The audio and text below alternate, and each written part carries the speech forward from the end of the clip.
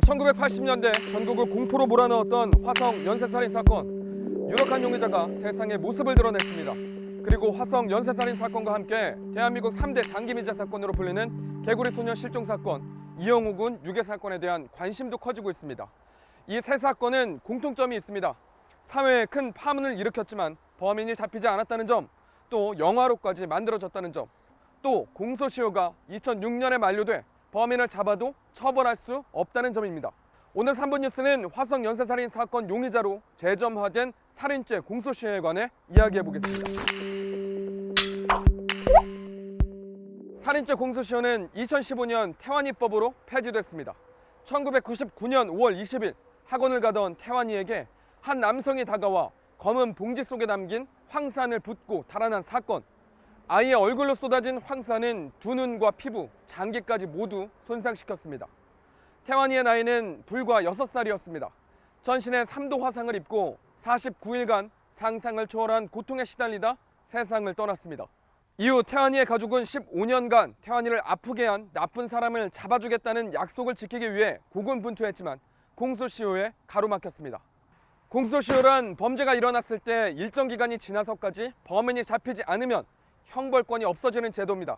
오랜 시간이 지나 재판의 공정성이 보장되기 어려운 점, 처벌의 필요성이 감소하는 점, 또 수사력의 효율적인 운영과 공적 비용 등을 위해 유지되는 제도인데요.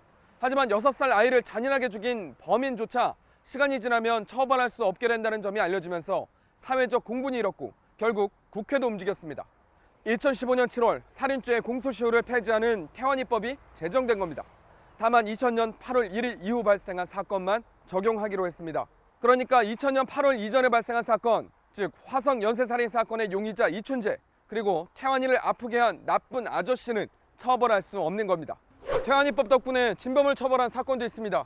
영화 재심의 실제 사건으로 알려진 약촌 오거리 살인 사건. 2000년 8월 10일 발생한 사건은 태완이법이 시행된 덕분에 18년 만에 진범에게 죗값을 물을 수 있었습니다. 만약 태완이법이 없었다면 현실과 영화 모두 결말은 달라졌을 겁니다.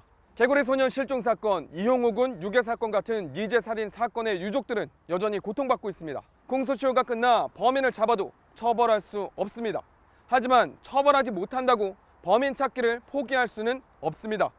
경찰도 이번 화성 연쇄살인 사건 용의자 특정을 계기로 미제 사건에 대한 강력한 수사 의지를 밝혔습니다. 여기에 국회에서는 특별법을 만들어 태완이법에 영향을 받지 않는 화성 사건 등 반인륜 범죄의 공소시효를 폐지하자는 논의도 시작됐습니다. 화성 연쇄살인 사건을 모티브로 한 영화 살인의 추억의 봉준호 감독은 기억하는 것 자체가 범인에 대한 응징의 시작이라는 말을 했습니다. 맞습니다. 비록 법의 심판대에 세울 수 없더라도 끊임없이 기억하고 사건의 진실과 범인을 밝히는 노력을 잊어서는 안 됩니다. 그것은 억울하게 숨진 피해자들이 우리에게 남긴 무거운 숙제이기도 합니다. 오늘 3분 뉴스는 여기까지 하겠습니다.